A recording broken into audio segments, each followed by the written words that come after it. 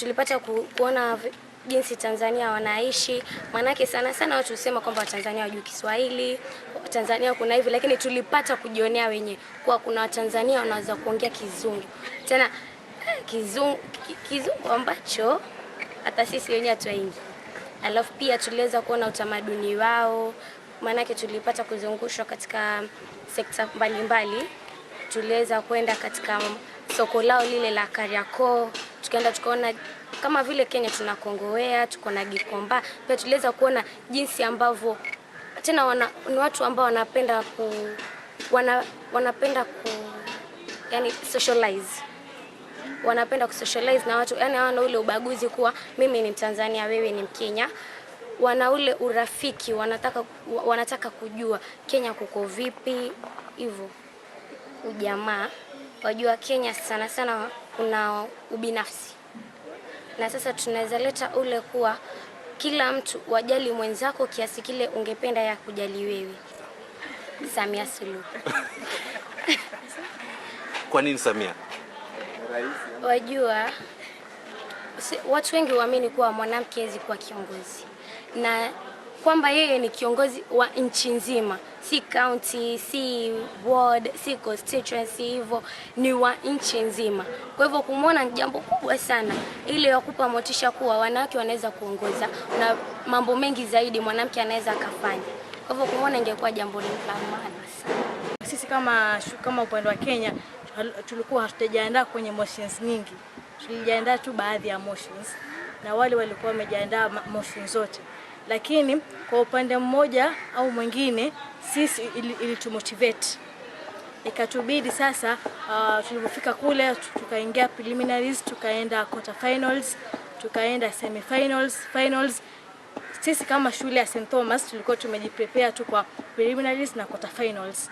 Lakini wale wenzetu walikuwa wamejiprepare kwa motion zote. Kwa hiyo motion yoyote ambayo kwamba wataambiwa kuwa waende waka debate na wenzi wao, walikuwa tayari wanaweza kudebate. Lakini sisi kama shule hatukuwa tumejitayarisha.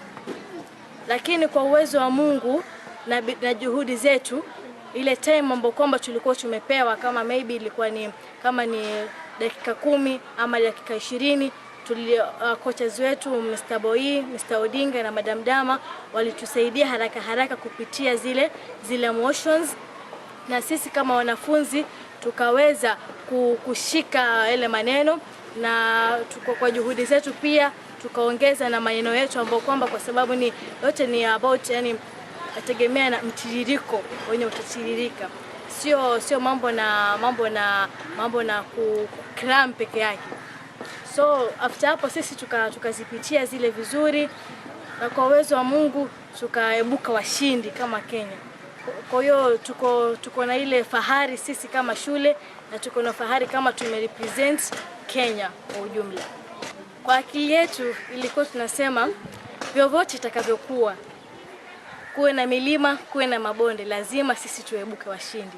Najua kuna changamoto nyingi ambazo kwamba tutapitia, lakini hilo halikuturudisha nyuma.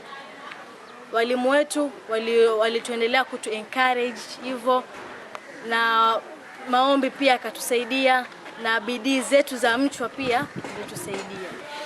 Shule inaitwa Sigalabi Boys kutoka Western. Hiyo shule ilikuwa na ile ufahari fulani hivyo, walikuwa wanasema lazima tutoe girls wote, tubakie na boys, yani vidume kwa vidume. Kwa hiyo tutoe vijike, tubakie vidume kwa vidume.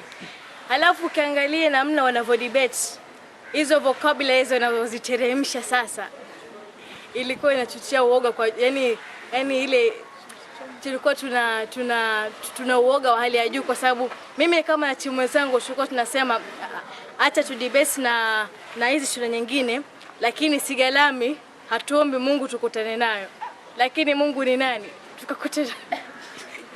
Tukakutana nayo. Lakini ukumbuke Sigalami kama wao wamejiandaa, hizo motion walikuwa tayari wamejiandaa vizuri, wako na points kama zote. Sisi St. Thomas hatujajiandaa, lakini na kujiandaa kwao na mtiririko wao ulikuwa nao, sisi tukaibuka washindi kwenye hilo.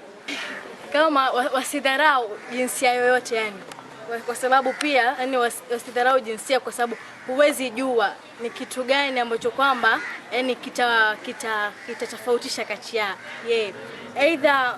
aidha mtu akiwa kwenye jinsia ya kike ama jinsia ya kiume, wote wako na uwezo mmoja.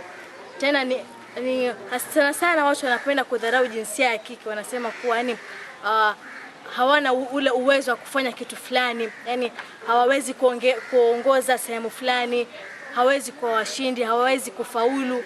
Lakini sisi kama St. Thomas tulitaka kuapprove, yani kuhakikishia kuwa mnavyosema sivyo. Afrika Mashariki ikuwe na curriculum moja ya kusoma, so that, ili mtu kama maybe akitoka huku Kenya akienda kule wapate kila kitu kiko sawa, kwa sababu sana kuna na hizi zinaitwa exchange of programs. Mtu anataka kwenda benchmark, labda kuangalia shule fulani inaendeleaje kimasomo, shule fulani ina perform vipi. Sasa tuseme tukiwa na curriculum moja ya masomo, itakuwa vizuri. Watu wa Kenya watotoka wataenda maybe Tanzania, wataenda Uganda, wataenda Burundi. Kwa hiyo pia itakuwa mambo na kusoma field study itakuwa ni rahisi. We had the opportunity of attending the East African Peace Debate Club, which was held in Tanzania, in Shaban Roberts International School. We were up against the East African schools.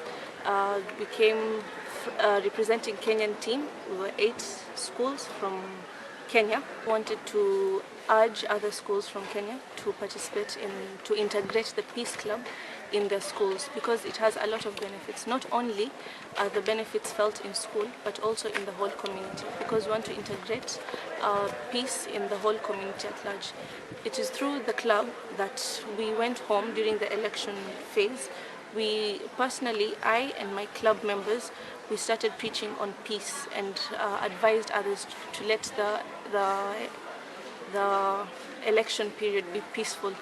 This is not through our own initiative, but because of the Peace Club. It has coached us and nourished us to be young girls who seek peace instead of violence.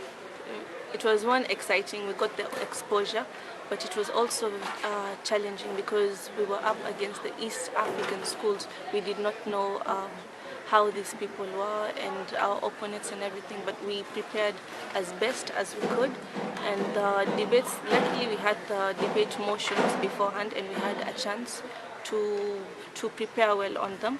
But for the South African debates that we will be attending, we have not been given the motions yet. We will be given the motions once we are in South Africa, and we'll be given an hour to prepare adequately on the motions that we will be debating on. And inshallah we will perform well, because I believe in St. Thomas Girls, I believe in our patrons, and I also believe in ourselves. On the debating floor, the most challenging thing was that we were up against international schools. We did not expect that. We all knew that Tanzanians had this difficulty in speaking English, but when we went there, to our amazement, we were competing against international schools, which means that they were well conversed with English language. So it was a bit of a shock, but we handled it well. We handled it to our best capacity, and we won.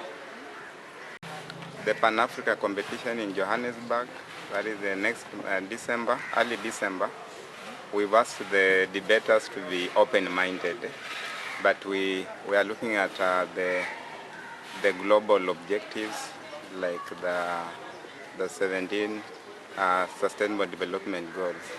So they are trying to study them, the Millennium Goals, or the Millennium, even when you consider Kenya, the Big Four agenda that can cut across the whole of the Africa region.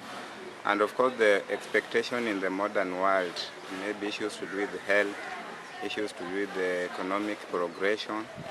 So those are the different dimensions. They are looking at the big ideas that can be discussed in a continental debate, and even cut across the global debate, because we are also looking at the relationship between Africa and Middle East countries, Africa and the European nations, how do they impact on African states, particularly economically? The issues to do with what should we import, what should we export, what should we ban in Africa, what should we promote, so that we have that cohesive relationship.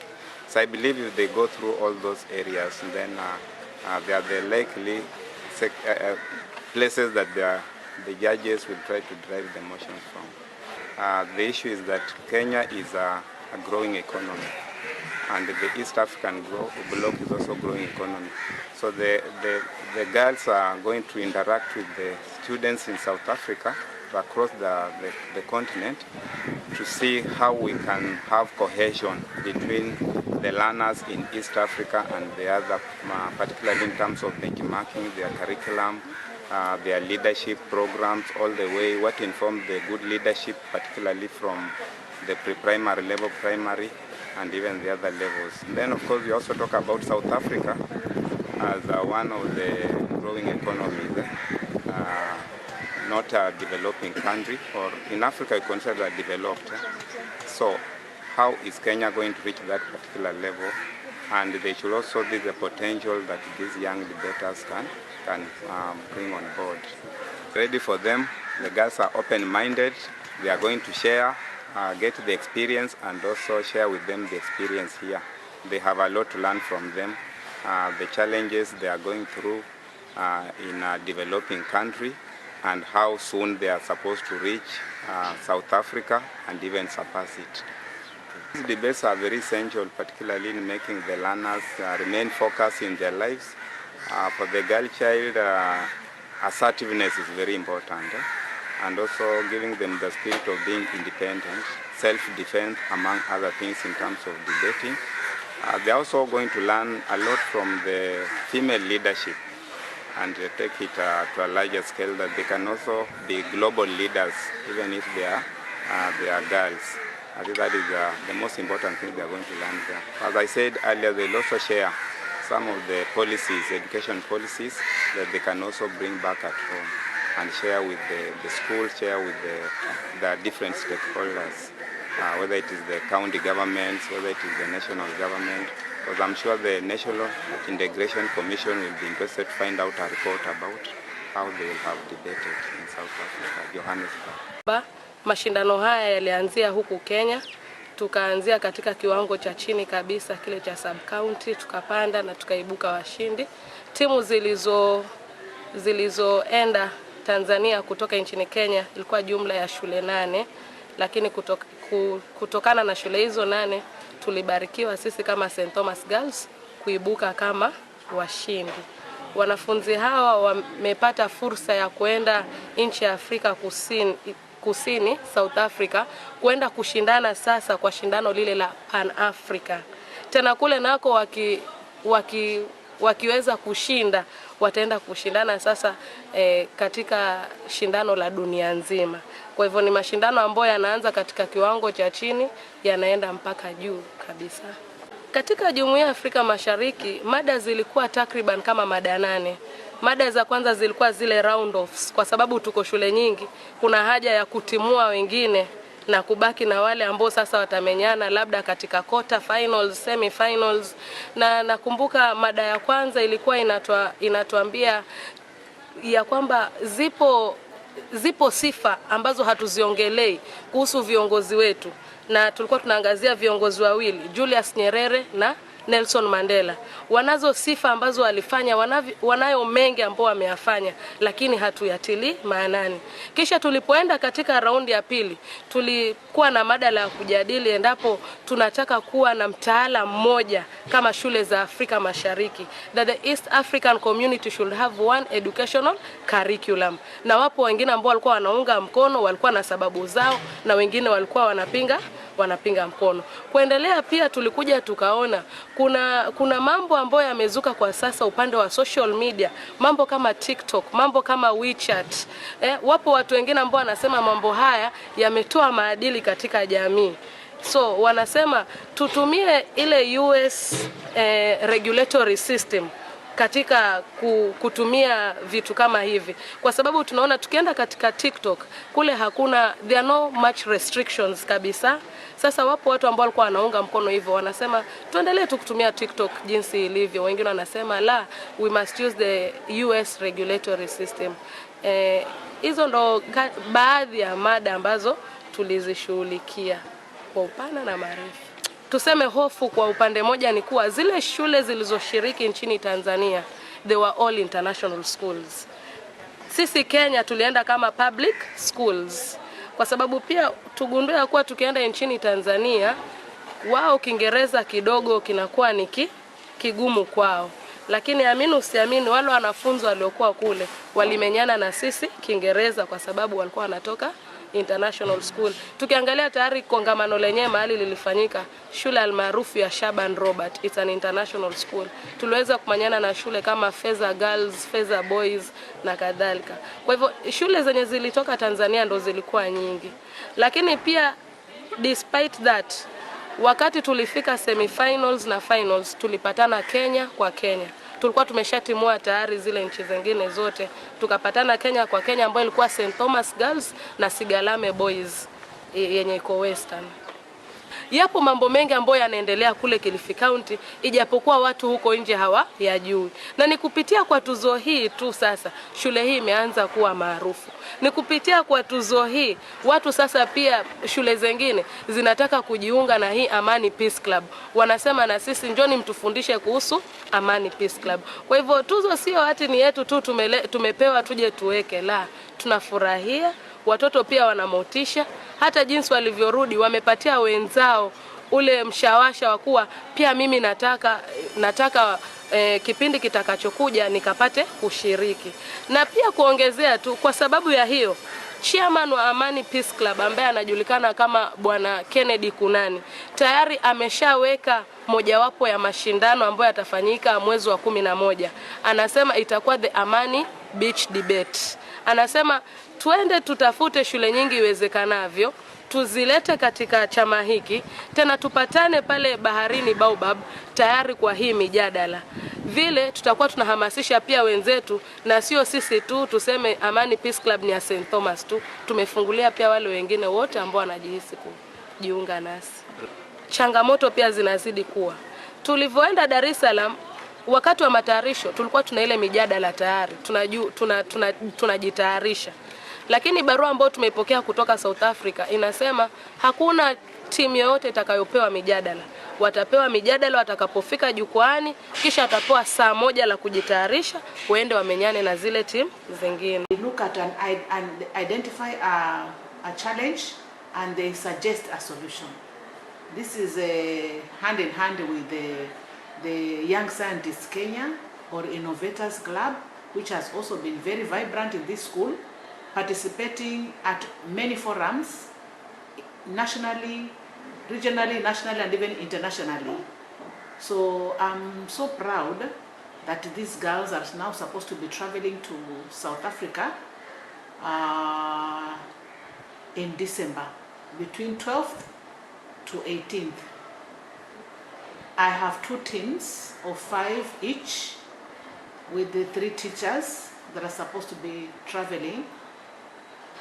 However, the challenge has been the constraints financially, especially at this time when we are experiencing hardships in terms of economic hardships.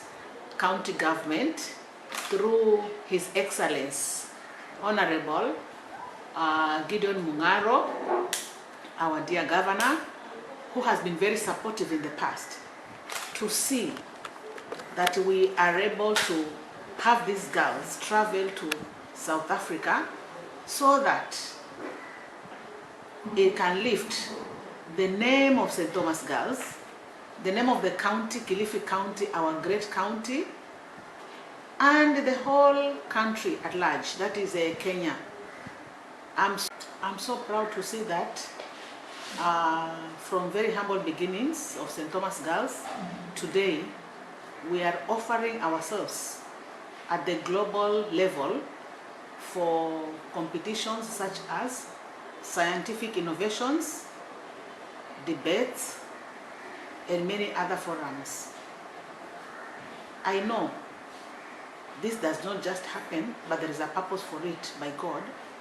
And I believe that this is an avenue for our girls, majority of them coming from very humble backgrounds, to get even scholarships to continue with their studies up to the university level and make great citizens in this country. And we can be able to rely on them. I also believe that this can be an avenue for our school to even get some sponsorship to be able to develop some of the infrastructure, including a library, a computer lab, to be able to continue nurturing the talents that the students have.